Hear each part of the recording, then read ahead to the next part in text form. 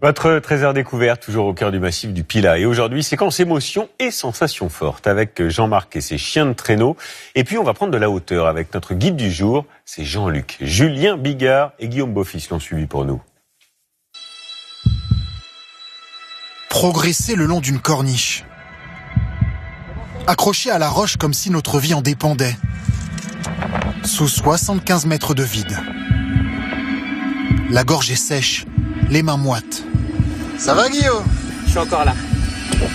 Peut-être avez-vous le vertige devant votre télévision.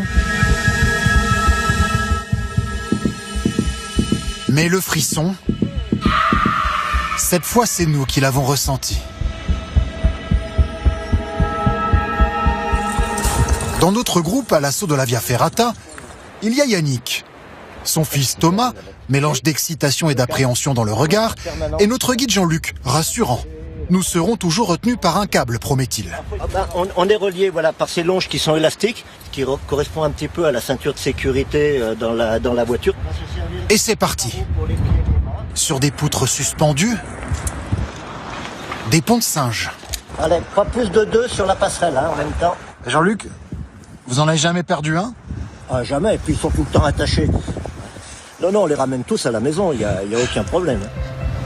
Yannick et son fils Thomas arrivent sur les parois rocheuses, verticales.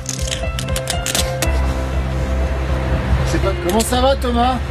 Bah ça va, un peu les pieds dans le vide, mais c'est agréable. Oh, t'as pas l'air de regarder trop en bas quand même, hein? C'est grand luxe, avec la vue imprenable sur la vallée. Il va bientôt dépasser son père. Il va aller plus vite que moi. On sent qu'il est un peu moins essoufflé que lui, en tout cas. Arrive le moment tant redouté. Là, ce qui paraît, dès que les pieds quittent le sol, normalement, ça va tout seul. Donc, on va tester. La tyrolienne.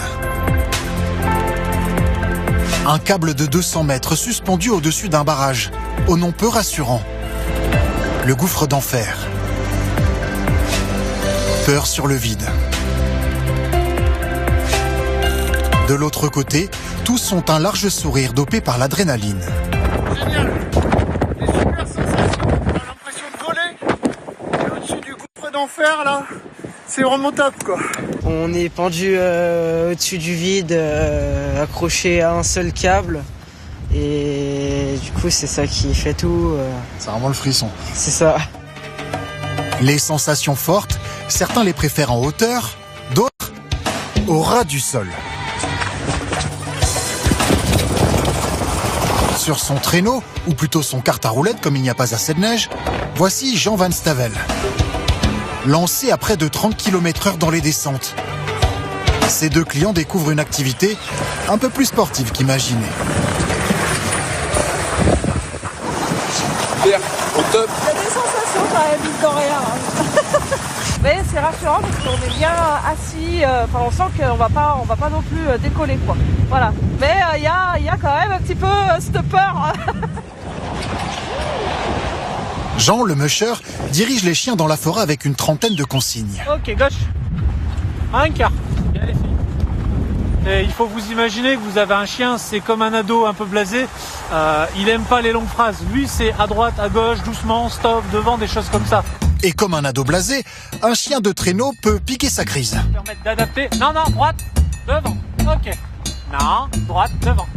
Et n'en faire qu'à sa tête. Ils ont décidé de casser les pieds là.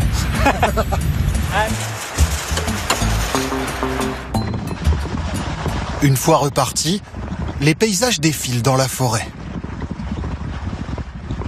Le reste de la semaine, Jean travaille dans une raffinerie.